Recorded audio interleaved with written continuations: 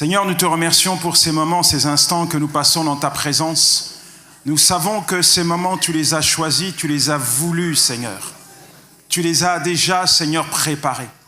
Et comme je viens de le dire, Seigneur, dans ta présence, il se passe toujours quelque chose d'extraordinaire. Alors nous voici ce soir réunis en ton nom, Seigneur, et nous te disons, parle.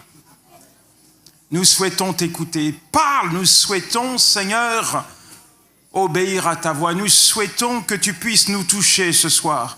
Saint-Esprit, prends toute la place qui t'est due. Sens-toi libre parmi nous d'interpeller, de libérer, de guérir, de restaurer, d'apporter un conseil, de fortifier, de relever, de changer, de transformer. Nous voulons nous soumettre totalement à toi, Seigneur, et à l'unisson ce soir, nous te disons, parle, nous souhaitons t'écouter. Alors, comme je le disais, ce que j'aime, c'est annoncer le message de l'Évangile, et je ne m'appuie pas sur mes propres capacités, mais sur la puissance de Dieu. Zacharie 4, verset 6, il est dit, ce n'est ni par la force, ni par la puissance, mais par mon esprit. Lorsqu'on prêche la parole de Dieu, il se passe des choses extraordinaires. Et si vous voulez vivre l'extraordinaire, prêchez la parole de Dieu, vous allez voir l'Esprit de Dieu venir confirmer, ratifier, signer la parole de l'Évangile, la parole qui libère, la parole qui guérit, la parole qui délivre. Et j'étais dernièrement en Côte d'Ivoire pour une mission dans les églises, mais aussi je suis passé dans la prison centrale d'Abidjan, une prison que je connais bien puisque quelques années en arrière, j'avais été pris en otage dans cette prison et j'ai vu la mort de très près. Me voici donc dans cette prison et devant moi, j'ai plus de 400 détenus qui vivent dans des conditions compliquées, difficiles. Ils sont enfermés dans des cellules, ils sont 60 dans une cellule, avec un seau pour faire leurs besoins.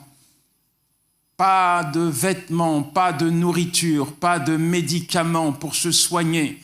Ils sont frappés par la gale, par le paludisme. Bref, ils sont dans des conditions extrêmes. Le diable déteste voir un chrétien apporter l'évangile dans les prisons. Pourquoi ? Parce que la prison, c'est sa maison. C'est là où il impose son règne. C'est là où il enferme des personnes qui ont décidé, malheureusement, de se laisser manipuler par ses mensonges. Et lorsqu'il voit un détenu, pour lui, c'est acquis. Pour lui, le détenu va finir avec lui en enfer. Alors, il ne veut pas qu'on apporte la lumière dans les ténèbres. Il ne veut pas qu'on apporte le message de l'Évangile au sein de cet endroit crasseux. Et il fait tout pour bloquer, il fait tout pour empêcher les prédicateurs de mettre les pieds en prison dans sa maison. Mais quand ça vient de Dieu, aucune porte ne peut rester fermée.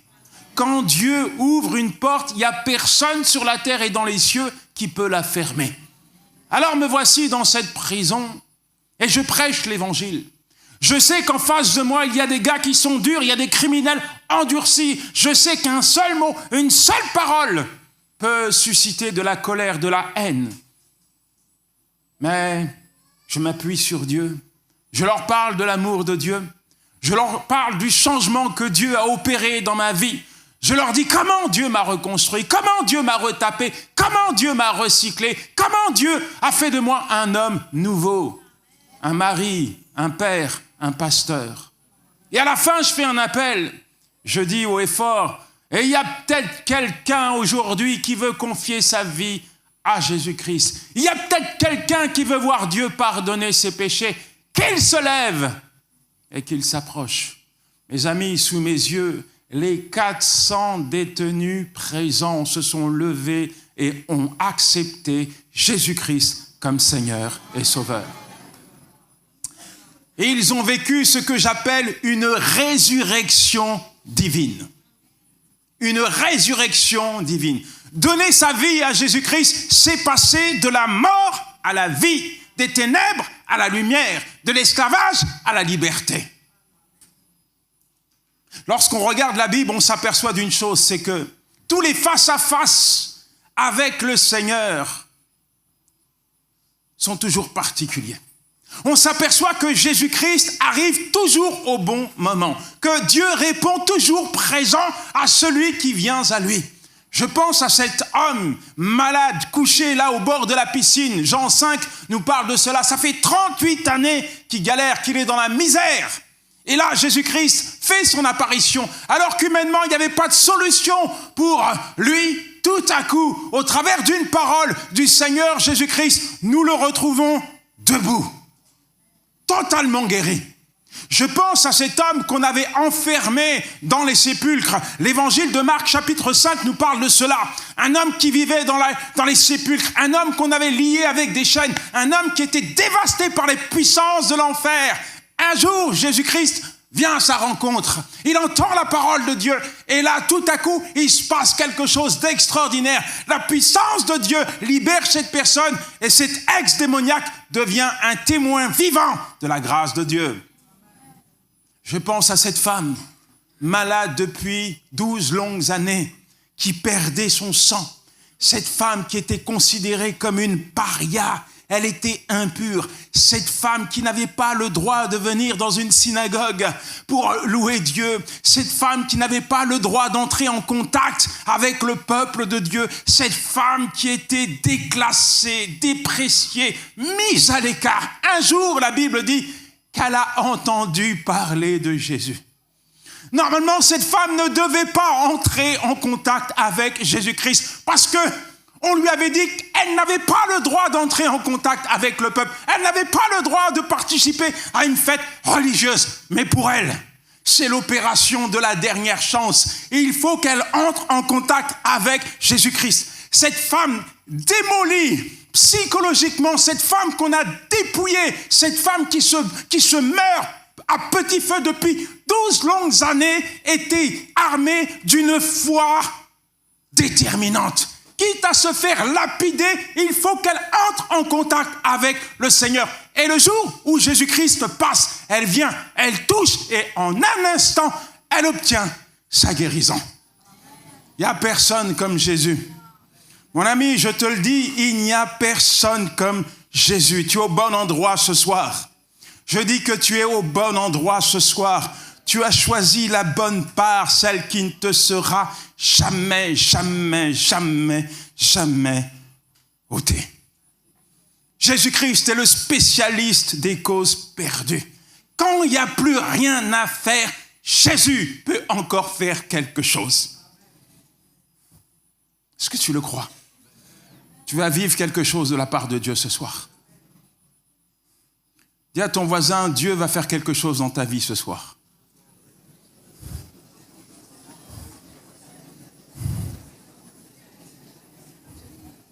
C'est un bon jour pour toi. Je dis que c'est un bon jour pour toi. Dieu va faire quelque chose pour toi. Peu importe ton besoin, Dieu va agir. Alors, ce soir, rapidement, j'aimerais vous parler d'une situation assez particulière, d'une résurrection. Et si j'ai un thème à donner à mon message, c'est celui-ci. Le temps des miracles n'est pas fini. Beaucoup pensent que les miracles, c'est pour les autres, c'est aux États-Unis. Mais les miracles, c'est aussi à La Réunion. Beaucoup pensent que Dieu est confiné dans son royaume, encore à cause du Covid-19, parce qu'il n'a pas pris de vaccin. Mais j'aimerais te dire que Dieu n'est pas confiné. Beaucoup pensent que Dieu est à la retraite, que Dieu est au chômage, que Dieu n'agit plus, que Dieu ne s'intéresse pas à leurs besoins, que Dieu leur a tourné le dos. Mais j'aimerais te dire que tout ça, c'est faux. Dieu n'est pas à la retraite, Dieu n'est pas au chômage. Non, Dieu est vivant et il ne change pas. Il est le même hier, aujourd'hui et éternellement. Et ce que Dieu a accompli aux États-Unis, ce que Dieu a accompli il y a des siècles, il est encore capable de l'accomplir dans ta vie aujourd'hui. Le temps des miracles n'est pas fini. C'est pas fini. Heureusement. Alors, l'évangile de Jean, chapitre 11, nous parle d'un miracle. C'est l'un des derniers miracles de Jésus-Christ et il n'est pas des moindres puisqu'il s'agit de la résurrection d'un mort, la résurrection de Lazare. Dans ce texte, au verset 3, lorsque Jésus-Christ apprend cette triste nouvelle, il va dire quelque chose d'intéressant.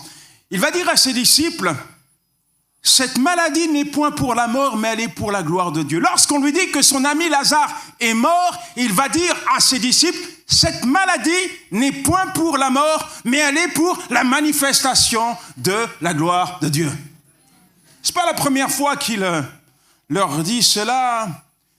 Il avait tenu de tels propos au sujet de cet aveugle de naissance. Ses disciples l'avaient interrogé pour connaître les raisons de la cécité de cet homme. Est-ce à cause de ses parents, d'un de ses péchés? Est-ce à cause d'une malédiction? Pourquoi il est né aveugle? Et Jésus-Christ a dit non. Aucune de ces raisons n'est valable. Cet homme est né comme ça juste parce que Dieu va manifester sa gloire dans sa vie. Et effectivement, cet aveugle a retrouvé la vue. Ce que je suis en train de te dire, c'est que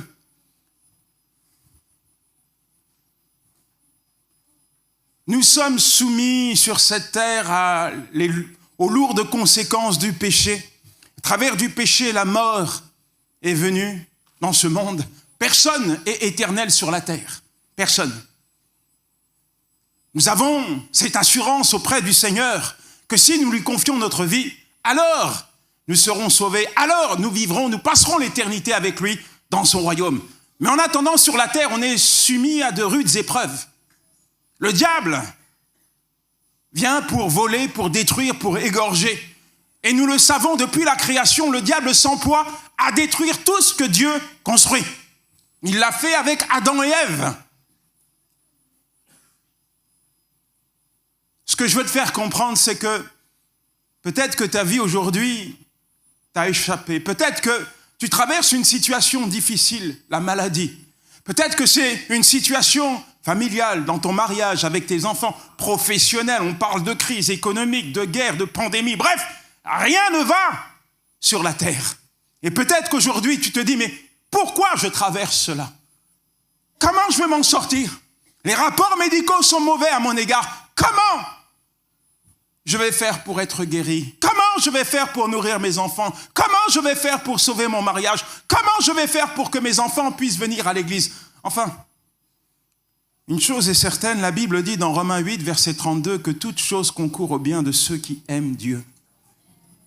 Une chose est certaine, c'est que peu importe ce que tu traverses, tu peux t'appuyer sur Dieu. Dieu peut utiliser n'importe quelle circonstance de ta vie pour te témoigner de sa fidélité, de sa bonté, de sa grandeur et de sa gloire. Le temps des miracles n'est pas fini. Tu as peut-être besoin d'une intervention spéciale de la part de Dieu. Tu as peut-être besoin d'un miracle. J'aimerais te dire que le temps des miracles n'est pas fini. En fait, je vais te dire quelque chose. Tu es la cible de la faveur de Dieu. Non, je ne parle pas à ton voisin, je parle à toi.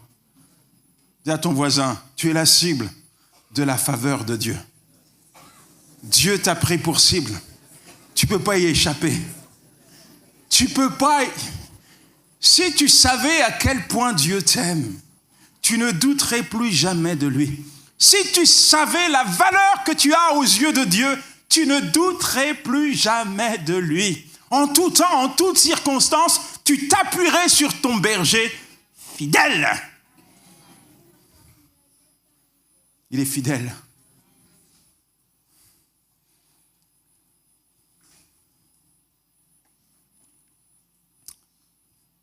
Jésus-Christ fait son apparition, Jean 11, verset 32, et la Bible dit, lorsque Marie fut arrivée là où était Jésus, et qu'elle le vit, elle tomba à ses pieds et lui dit, Seigneur, si seulement, dites avec moi, si seulement, tu avais été ici, mon frère ne serait pas mort.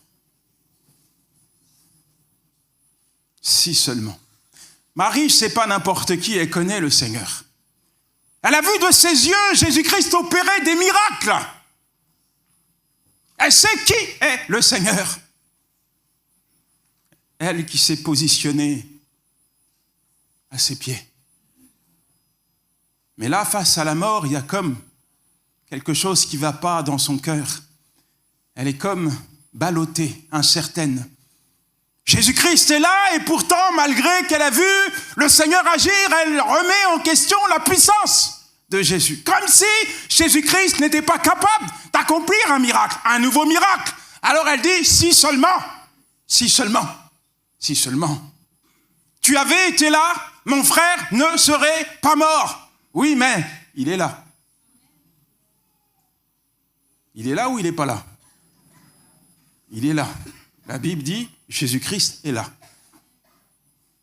J'aimerais te dire que la foi du si seulement prépare un enterrement et non une résurrection. La foi du si seulement est une remise en question profonde de la fidélité de Dieu, de la parole de Dieu. Quand tu lis la parole de Dieu, Dieu se révèle à toi. Il y a plus de 7000 promesses dans la parole de Dieu qui se réfèrent à chacune des conditions que tu vas traverser. En fait, dans la parole de Dieu, il y a tout ce qu'il te faut pour vivre, pour affronter les difficultés, pour affronter les tempêtes, les cyclones, les tsunamis. Bref, la parole de Dieu, c'est un engagement que Dieu prend vis-à-vis de toi. Quand Dieu te dit « Je suis celui qui te guérit », il est celui qui te guérit.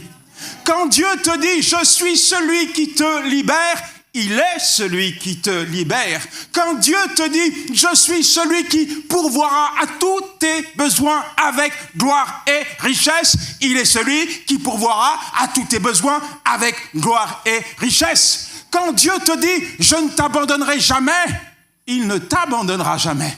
Quand Dieu te dit « Je marcherai avec toi », même si tu traverses la vallée de l'ombre de la mort, je serai avec toi.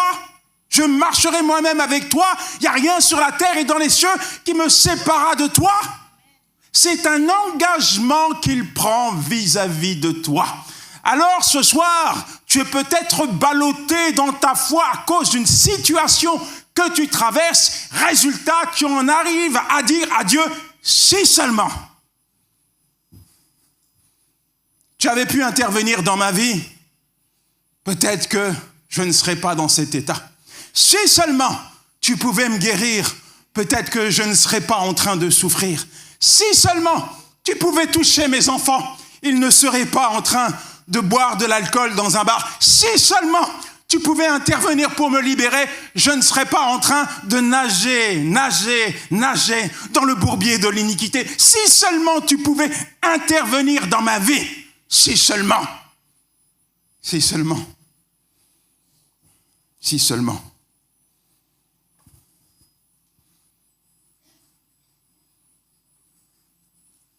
Je pense qu'il y a une confrontation entre Jésus-Christ et le diable.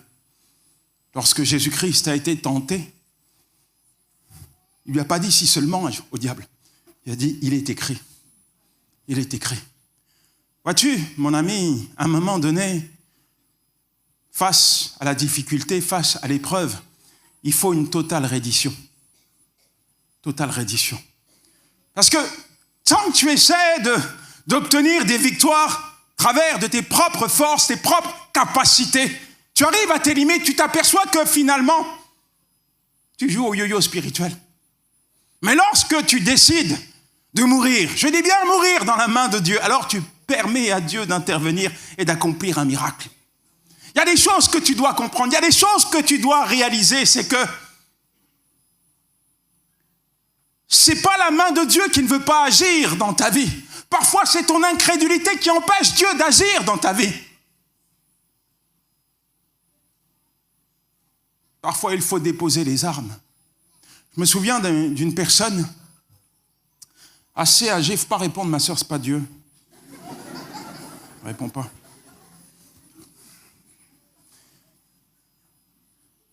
Personne âgée qui a vécu dans sa vie se résume à un seul mot, débauche, débauche. Et en fait, patron de boîte de nuit qui collectionnait les femmes, passait son temps à boire de l'alcool, s'enivrer jusqu'au petit matin, il s'occupait pas de ses enfants, il s'occupait pas de sa famille. Une vie pathétique. Je veux pas mais vraiment une vie pathétique. Tout est dans le mot pathétique. Et il se retrouve à l'église pour la première fois. Et il entend le message de l'évangile. Et je sais que Dans son cœur, il y a sa vie. Il y a sa vie parce qu'il pense à tout ce qu'il va devoir abandonner s'il accepte Jésus-Christ. Et il entend la parole de Dieu, le pasteur parle d'amour, d'espérance, de paix, de joie. Il dénonce le péché et les conséquences de l'iniquité. Et à la fin, il fait un appel. Il demande aux gens s'ils veulent accepter Jésus-Christ comme Seigneur et Sauveur, s'ils souhaitent se repentir. Moi, je sais que dans le cœur de cet homme âgé, il y a tellement d'années d'iniquité qu'il a du mal à réaliser qu'il va falloir renoncer à tout ça s'il veut vivre. Alors que le pasteur fait un appel, je vois que cet homme ne bouge pas. Bouge pas. Bouge pas. C'est comme s'il était paralysé sur sa chaise, comme si son péché l'avait bloqué, cadenassé, verrouillé à double tour, comme s'il était enfermé dans une grotte.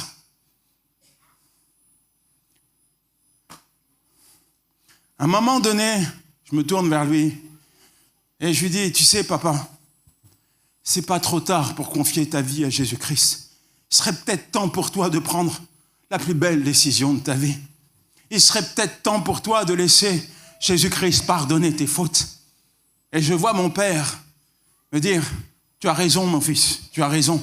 Je vois cet homme âgé, usé, fatigué, se lever seul, venir devant et accepter le Seigneur Jésus-Christ. C'est jamais trop tard pour que Dieu intervienne. C'est jamais trop tard pour que Dieu fasse un miracle. C'est jamais trop tard. On parle d'un mort là. On parle d'un mort. Lazare est mort. Quand la mort intervient, il n'y a plus rien à faire. Plus rien à faire. En général, quand la mort frappe, c'est fini, c'est terminé. Mais Jésus-Christ est là. Il est l'auteur de la vie. C'est l'auteur de la vie. Alors, en voyant l'attitude de la foule, la Bible dit au verset 35 qu'il pleure. Il pleure à cause de l'incrédulité des Juifs qui sont constamment en train de remettre en question sa puissance, sa divinité, sa mission.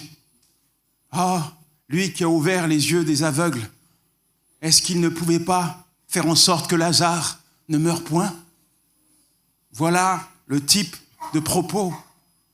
Eux qui ont vu ce que le Seigneur était capable de faire, eux qui ont crié « Hosanna, Hosanna » face à la mort, ils remettent en question ce que Jésus-Christ est capable de faire. Ça fait peut-être des années que tu viens à l'église, peut-être que même tes parents étaient chrétiens. On t'a enseigné, tu as été à l'école du dimanche, tu as chanté des louanges, tu as une Bible à la maison et tu traverses un moment difficile. Et tout à coup, tu permets au diable de venir te mentir, de venir saper, casser, démanteler, briser, casser ta foi à cause de cette épreuve. J'aimerais te poser une question. As-tu oublié ce que Dieu a fait pour toi hier? As-tu oublié les interventions de Dieu dans ta vie? As-tu oublié les hauts faits de Dieu? Il serait peut-être temps pour toi de déterrer un trophée. Ah, forcément, tu en as un trophée. Il y a peut-être un trophée dans ton cœur qui est là depuis des années. C'est dans ton cœur. C'est une victoire que Dieu t'a donnée. Mais à cause de l'épreuve que tu traverses aujourd'hui, tu as oublié la grandeur de ton Dieu. Et tu dis si seulement tu pouvais intervenir comme tu es intervenu dans ma vie il y a quelques années. Dieu n'a pas changé, mon ami. Je dis que Dieu n'a pas changé, il reste le même. Il reste le même. Tu peux vivre ton miracle. Tu peux vivre ton miracle. Où l'avez-vous mis? Marthe entre en scène. Il y a 4 jours qu'il est mort. C'est plus la peine, c'est fini. Terminé. Il y a 4 jours, il sent déjà. Laisse-le.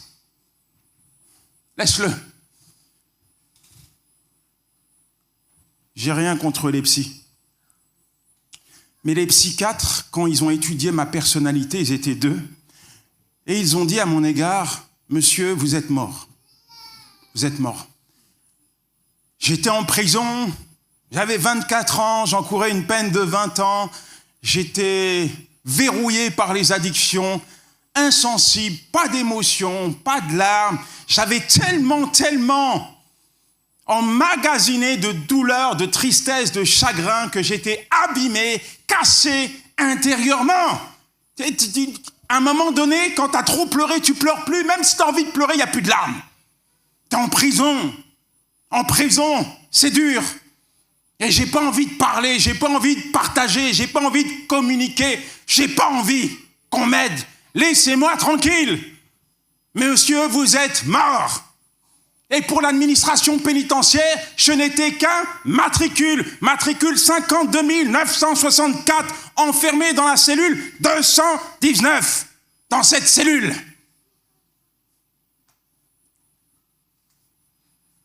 Je ne suis pas choqué par ça. Parce que pour moi, être en prison, c'est juste l'aboutissement, la conséquence de mes choix, de ma vie. À cet instant, je pense que Dieu m'a pris pour cible. Je crois que Dieu m'a destiné à vivre dans une grotte. C'est mon destin. Alors je ne suis pas choqué par ça. Je ne suis pas choqué lorsque je vois des gars dans la cellule d'à côté mettre le feu à leur cellule et mourir sous mes yeux. Je ne suis pas choqué lorsque je vois des gars prendre des lames de rasoir et se tailler les veines. Je ne suis pas choqué parce que c'est mon quotidien, c'est mon univers, c'est ma vie. Je vis avec des morts vivants et je suis un cadavre ambulant.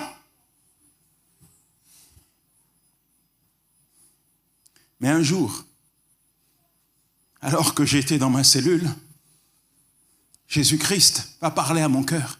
« Yanis, veux-tu vivre ?» J'aurais pu dire au Seigneur, va voir le gars qui est dans la cellule à côté. Il est meilleur que moi. Tu auras moins de travail, franchement. Il a commis moins de péchés, moins d'iniquités. Tu auras plus de facilité à le pardonner. Va voir celui qui est à côté. Mais là, dans mon cachot, dans cette grotte, dans ce tombeau, où j'étais en train de mourir à petit feu, j'ai pris la plus belle, la plus grande, la plus sage, la plus merveilleuse des décisions. J'ai accepté Jésus-Christ comme Seigneur et Sauveur. Mon ami, le jour où j'ai dit oui à Jésus-Christ, j'étais pas meilleur que toi. Pourtant, à partir du moment où j'ai invité Jésus-Christ à régner dans ma vie, j'ai vu la main de Dieu venir me retaper, me requinquer, me libérer, me restaurer, me guérir, me relever. J'ai vu les mains de Dieu me recycler totalement. Dieu a fait de moi un homme heureux, un homme libre, un prédicateur de l'Évangile. Il n'y a personne comme Jésus. Il ne faut pas répondre, c'est pas Seigneur. Tu veux voir un miracle ? Qui veut voir un miracle ce soir ? Faire un miracle. Pasteur, il commence. Je sens son cœur qui bat. C'est juste ma serviette, pasteur. Je prends pour m'essuyer.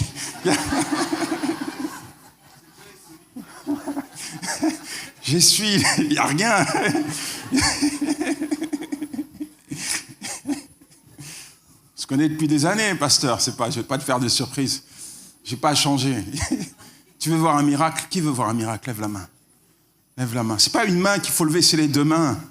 Qui veut voir un miracle ce soir ? Tu veux voir un miracle ?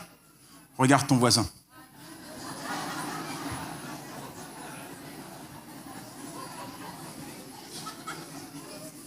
Regarde ton voisin.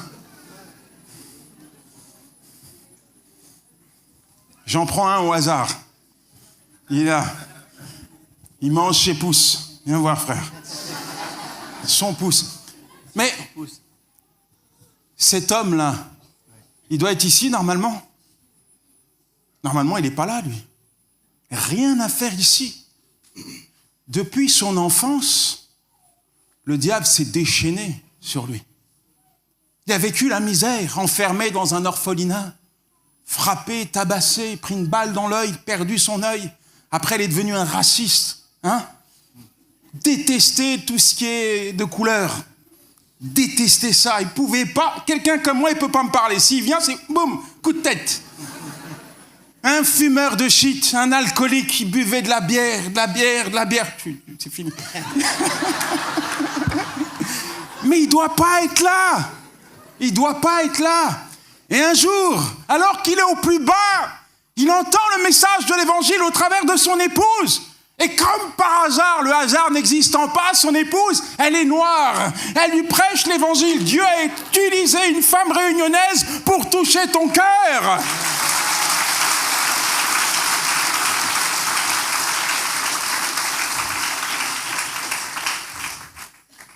Ce que je suis en train de te dire, c'est que, tu vois, même 1 euro, moi, je ne les aurais pas misés sur toi. Il n'y a pas beaucoup qui misaient sur moi. Parce que sur la terre, personne ne connaissait ta valeur. Seul Dieu, ton Créateur, connaissait ta valeur. Lui, il a misé sur toi le jour où il a envoyé son Fils pour payer à la croix pour tes péchés. Aujourd'hui, tu es un homme nouveau, changé, transformé, libre, pasteur, prédicateur de l'Évangile. Tu es un miracle ambulant, mon frère.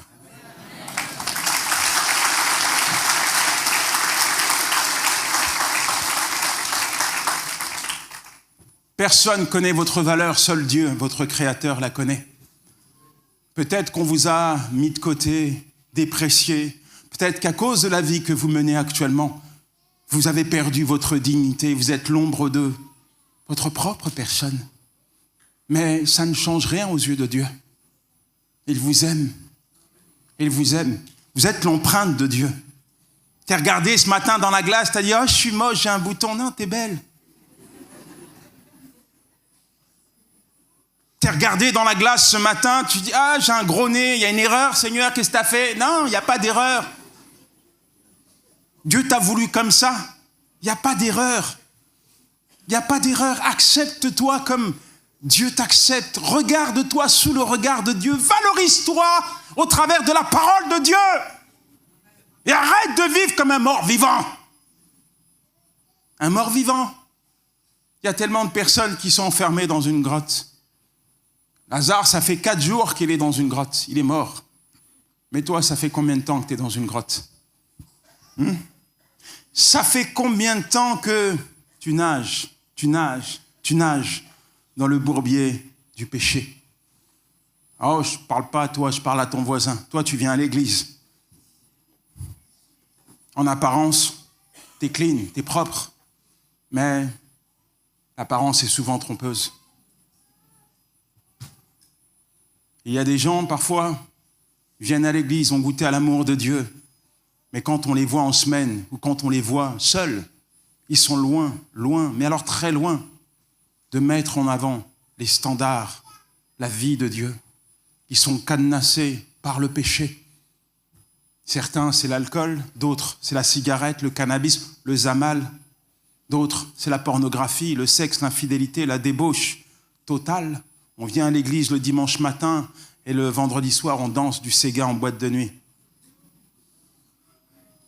Et à chaque fois que Dieu parle à ton cœur, tu procrastines. Demain, j'arrête. Demain, je prends une vraie décision.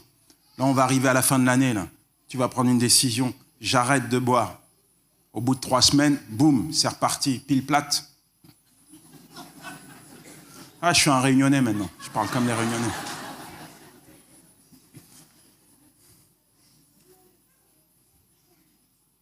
C'est ça la vie.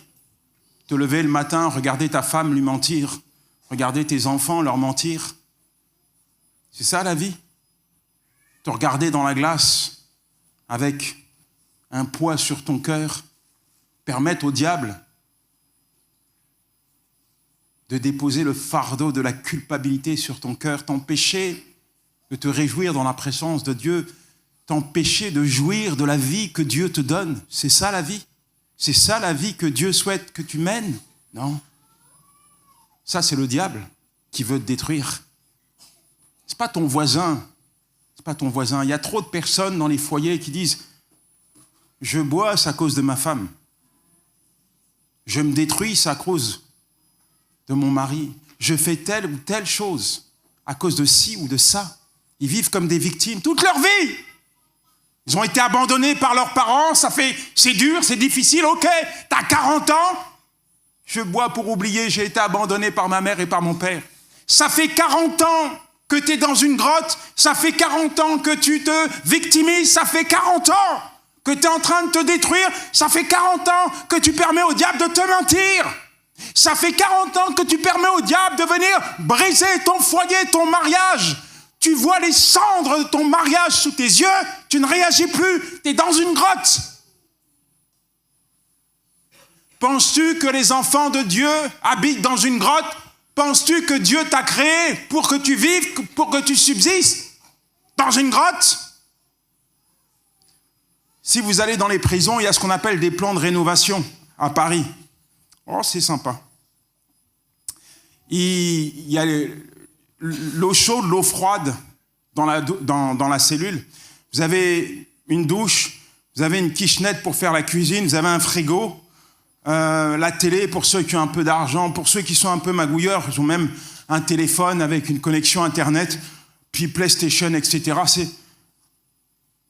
plan de rénovation. Mais la définition de la prison, c'est la privation de liberté. Et tu peux avoir une cellule en or, si tu es en prison, tu es en prison. Ce que je suis en train de te dire, c'est que, tu sais, le diable, c'est un menteur. Il utilise ton péché pour te maintenir dans le mensonge, pour te maintenir dans la cellule du péché. Tu es verrouillé.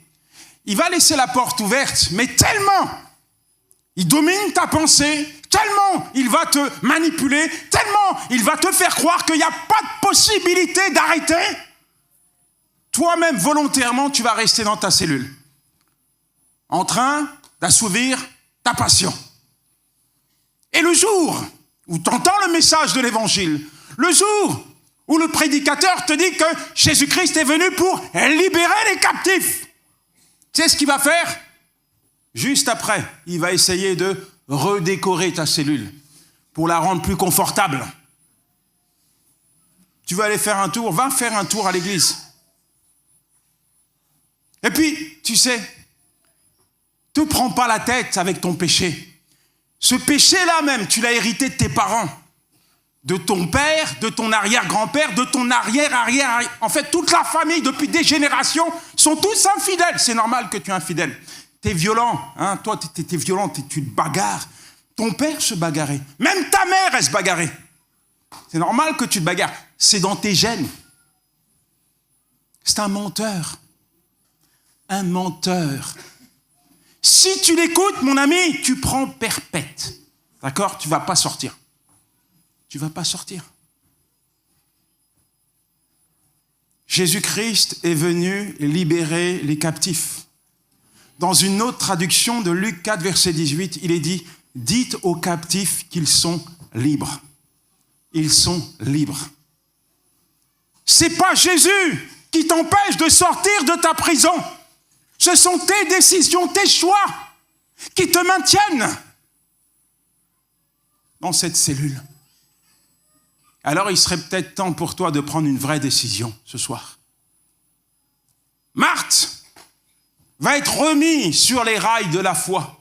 Jésus-Christ va lui dire « Hé Marthe, ne t'ai-je pas dit, si tu crois, alors tu verras la gloire de Dieu. Si tu crois, tu verras la gloire de Dieu. »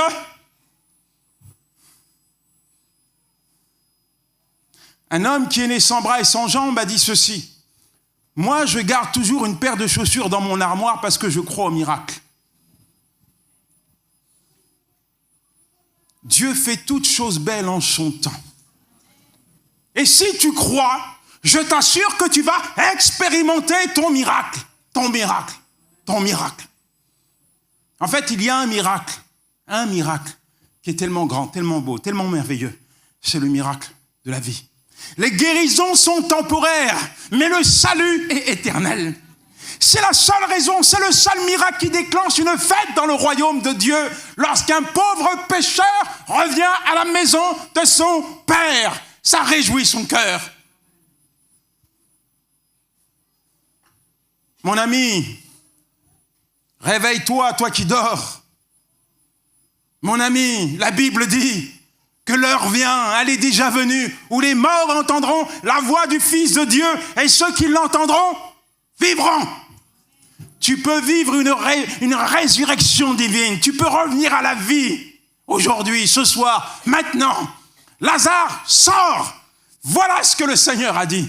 Une prière, une parole, et le miracle se produit. Il n'y a personne comme Jésus. La parole de Dieu, elle est vivante.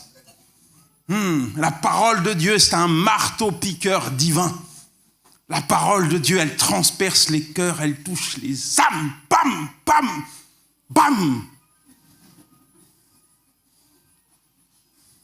La parole de Dieu apportera une réponse à ton besoin. Quel que soit ce que tu attends de la part de Dieu, quel que soit ce que tu attends, tu peux le vivre ce soir au travers d'une parole. Jésus peut changer ta vie.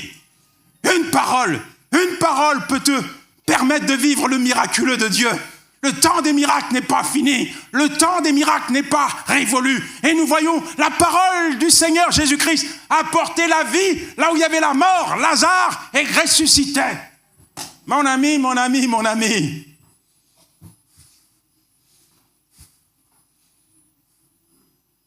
Est-ce que tu crois dans ce que je te dis? Ou...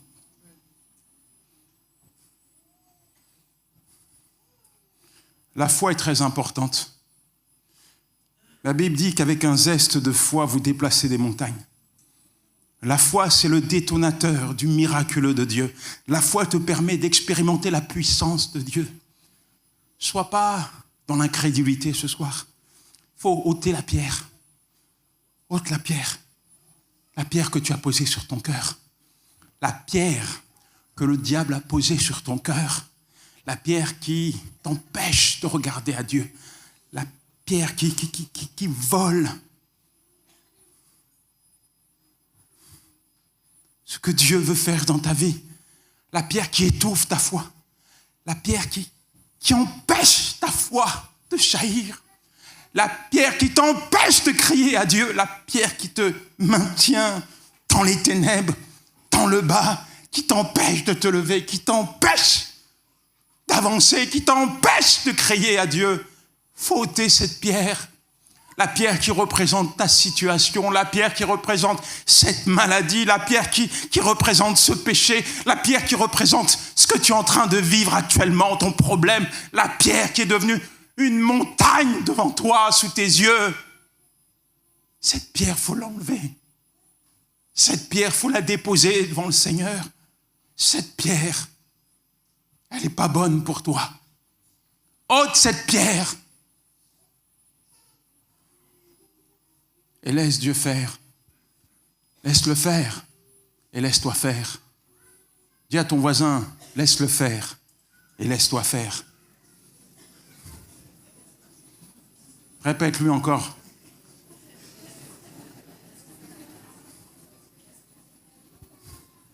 Doute de tes doutes, mon ami. Doute de tes doutes. Dis à ton voisin, doute de tes doutes.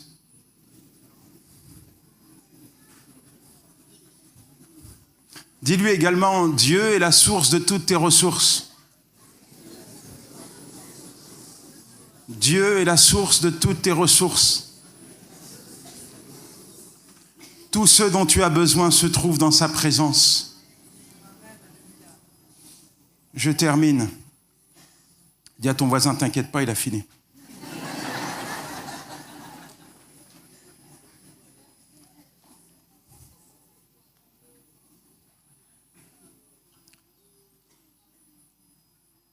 Il y aurait tout un message à apporter, mais on voit que tout ce que Jésus commence, il l'achève. Lazare est ressuscité, il a des liens, des bandelettes sur son corps. Le monde l'a enterré. Jésus dit, déliez-le et laissez-le aller. Tout ce que Jésus commence dans une vie, il l'achève. Peu importe les liens, une seule parole du Seigneur est capable de couper, de rompre ce lien. De rompre ce lien définitivement.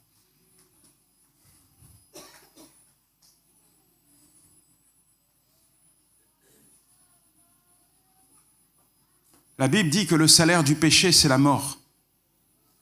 Il y a une rétribution, des conséquences à l'iniquité, la mort. Mais le don gratuit de Dieu, c'est la vie éternelle en Jésus-Christ. Il n'est jamais trop tard pour donner sa vie à Jésus.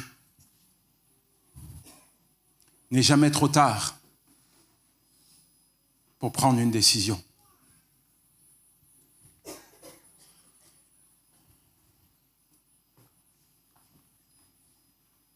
Le plus triste pour moi, lorsque je prêche l'Évangile, est de voir une personne tourner le dos au Seigneur. C'est le plus triste. Et c'est ce qui attriste le cœur de Dieu. Je prie pour que ce soir, tu ne puisses pas repartir de cet endroit simplement en te disant « je passais un bon moment ».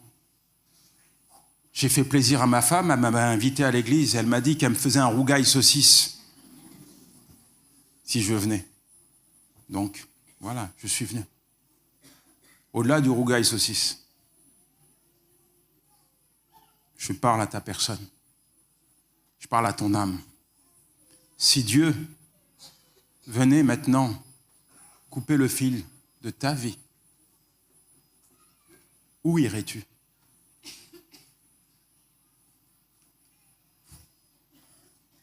Ce que j'aime dans ce texte, c'est que Jésus est venu chercher son ami Lazare qu'on avait mis dans une grotte. Il est venu le chercher. Il est venu le chercher. Quand il a appris cette nouvelle, il n'a pas dit « je suis trop occupé, j'ai pas que ça à faire, c'est bon, c'est fini, c'est mort ». Non! Il est venu chercher sa brebis. Quand tu donnes ta vie à Jésus-Christ, la mort ne peut pas t'engloutir. La mort ne peut pas te séparer du Seigneur. Ce n'est pas possible. C'est impossible. Celui qui a accepté Jésus-Christ comme Seigneur et Sauveur sur la terre a l'assurance de passer l'éternité dans sa présence. Jésus, comme il l'a fait pour tant d'autres, vient parler à ton cœur ce soir. Il vient te chercher ce soir parce qu'il t'aime. Et il veut te sauver. Parce que tu as du prix à ses yeux. Parce que tu as de la valeur à ses yeux. Parce que ta vie a de l'importance pour lui. Il vient te chercher ce soir. Il n'est pas simplement venu juste pour te parler. Il est venu pour te sauver. Alors il faut que tu prennes une vraie décision. Pas une décision qui est liée à tes émotions, à un sentiment de bien-être. Réalise, ouvre tes yeux, regarde ce que tu es en train de vivre aujourd'hui.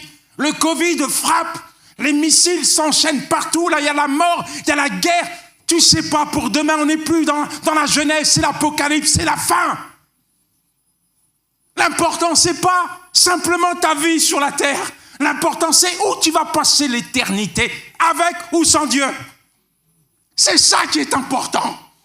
Et le désir de Dieu, ce n'est pas que le pécheur se meure, mais c'est qu'il change de conduite et qu'il vive. Ça, c'est le plan de Dieu pour toi.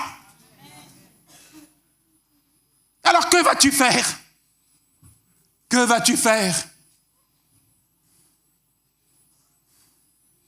J'ai fait mon choix.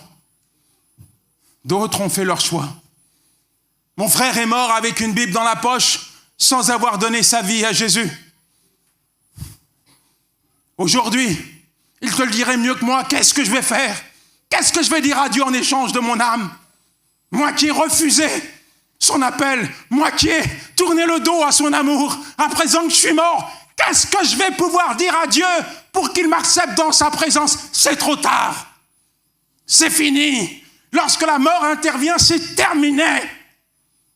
Il n'y a plus de retour. C'est fini. Les décisions, tu les prends aujourd'hui, maintenant, sur la terre. Et pas lorsque tu te retrouves face à Dieu. Ce sont tes choix qui vont te rapprocher du Seigneur ou qui vont t'éloigner de lui. Avec ou sans Dieu. Mais le souhait de Dieu, c'est que tu viennes à lui. Jésus est en train de frapper à la porte de ton cœur. Il vient te chercher ce soir. Te pose une question. Mon enfant, veux-tu vivre ? Veux-tu entrer dans mes projets? Veux-tu faire de moi ton berger? Veux-tu rester avec moi aujourd'hui, demain, pour l'éternité?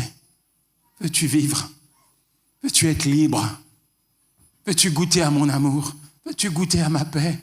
Veux-tu goûter à ma joie, toi qui pleures, toi qui souffres? Veux-tu goûter à ma lumière, toi qui vis dans les ténèbres? Veux-tu goûter à ma présence, toi qui vis dans l'angoisse, dans la souffrance, dans le stress? Veux-tu goûter à mon amour? Veux-tu me laisser entrer dans ta vie? Ce soir, tu peux vivre ton miracle. Alors, je vais vous demander de vous lever. Bien sûr, je prierai pour ceux qui ont des besoins particuliers, mais ce soir, je veux inviter tous ceux et celles qui ont entendu le message de l'Évangile et qui veulent accepter Jésus-Christ comme Seigneur et Sauveur. Peut-être qu'on va rappeler le pianiste, la louange. J'aimerais vous inviter à vous lever, s'il vous plaît, si vous le pouvez, bien sûr.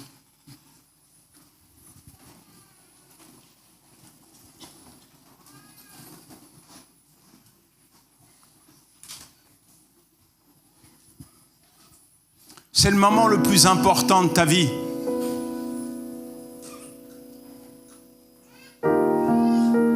C'est le moment où tu dois prendre une décision. Une décision qui aura des conséquences sur ton présent et sur ton futur et ton éternité. Alors si ce soir, tu souhaites accepter Jésus-Christ comme Seigneur et Sauveur, tu n'as pas besoin de te rouler par terre, tu n'as pas besoin de vendre tous tes biens, donner toutes tes richesses. Tu as juste besoin de l'inviter. Et là où tu es, si tu veux l'inviter, tu répètes après moi cette prière. Tu dis, Seigneur Jésus, j'ai entendu aujourd'hui ta parole et je sais que tu es mort pour mes péchés, pour lesquels je te demande pardon. En ce jour, je t'accepte comme mon Seigneur et comme mon Sauveur. Je me repens d'avoir vécu pour moi-même et je prends l'engagement maintenant de te suivre jusqu'à la fin de mes jours. Amen. Amen. Amen. Toi qui as dit oui à Jésus, lève la main, je veux prier pour toi là où tu es. Lève la main.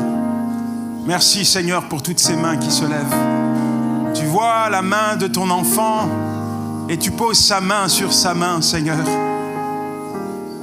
Comme tu l'as fait pour Lazare, comme tu l'as fait pour Pascal, comme tu l'as fait pour tant d'autres, tu viens, Seigneur, et tu établis ton règne dans son cœur, ton règne dans ses pensées.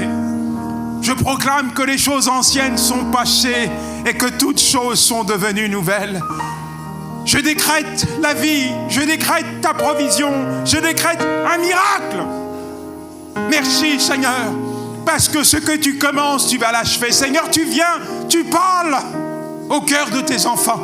Tu viens Seigneur, tu te révèles à ton enfant Seigneur. Merci parce qu'aujourd'hui Seigneur est un nouveau jour.